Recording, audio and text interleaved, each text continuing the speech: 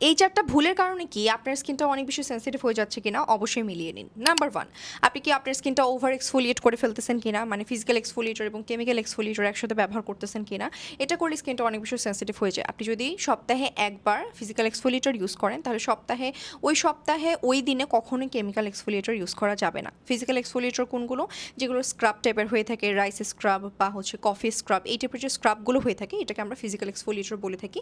আর chemical এক্সফোলিয়েটরটা হচ্ছে টোনারের মতন হয়ে থাকে, এটাতে উপাদান থাকে এইচএ, বিএইচএ বা পিএইচএ বা স্যালিসাইলিক অ্যাসিড থাকতে পারে।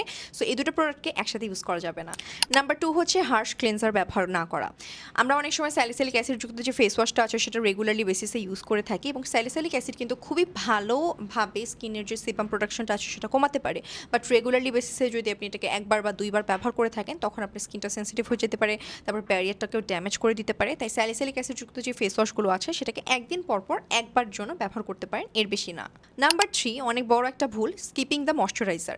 আমরা অনেক সময় এসেন্স ব্যবহার করছি, টোনার ব্যবহার করছি বা সিরাম ব্যবহার করছি এবং চিন্তা করছি যে এত কিছু ব্যবহার করার পরে ময়শ্চারাইজার হয়তো আমার স্কিনের জন্য লাগবে না এবং ময়শ্চারাইজারটা আমরা স্কিপ করে যাচ্ছি, কিন্তু এই ভুলটা করা যাবে না। ময়শ্চারাইজারটা হচ্ছে আলটিমেটলি আপনার স্কিনের যে ময়শ্চারটা আছে সেটাকে লক করে রাখতে পারে।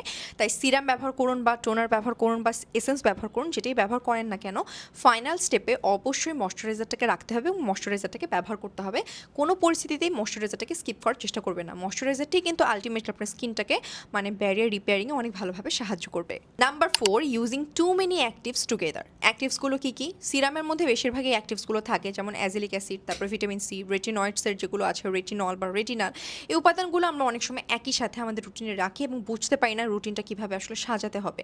তো দেখা গেছে যে একই সাথে যখন অনেকগুলো অ্যাক্টিভস আমরা স্কিনের উপর ইউজ করি তখন আমাদের ব্যারিয়ারটা ড্যামেজ হয়, স্কিন রিয়াক্ট করে ফেলে এবং তার ফলে আমাদের স্কিনটা অনেক বেশি সেন্সিটিভ হয়ে যায়। তাই আপনার যদি অ্যাক্টিভস অনেকগুলো থাকে আপনার স্কিন কেয়ার রুটিনে, সেটাকে খুব সুন্দরভাবে সাজাতে হবে। যেদিন আপনি একটা অ্যাক্টিভ ইউজ করবেন, মানে যেদিন আপনি ভিটামিন সি ইউজ করেন সেদিন রেটিনল ইউজ করবেন না, যেদিন আপনি অ্যাজিলিক অ্যাসিড ইউজ করছেন সেদিনও ভিটামিন সি বা রেটিনয়েডসের কিছু ব্যবহার করবেন না। মানে একদিনে একটা অ্যাক্টিভ রাখতে পারেন। আর আমার কাছে মনে হয় যে একই সাথে অনেকগুলো অ্যাক্টিভ স্কিন কেয়ার রুটিনে রাখাটা ঠিক না। আপনি একটা অ্যাক্টিভ স্টার্ট করতে পারেন, সেটা ভালোভাবে কাজ করলে এরপরে সেটা শেষ হলে অন্য একটা অ্যাক্টিভ একসাথে অ্যাড করতে পারেন। আই হোপ এই ভুলগুলো যদি আপনি করে থাকেন এগুলো আর করবেন না, অ্যান্ড এই ভিডিওটা দেখার পরে আপনার অনেকটাই আইডিয়া ক্লিয়ার হয়ে গেছে। এরকম ভিডিওস ভালো লাগলে অবশ্যই একটু ফলো দ্য পেজ। দেখা হচ্ছে নেক্সট ভিডিওতে। আল্লাহ হাফেজ।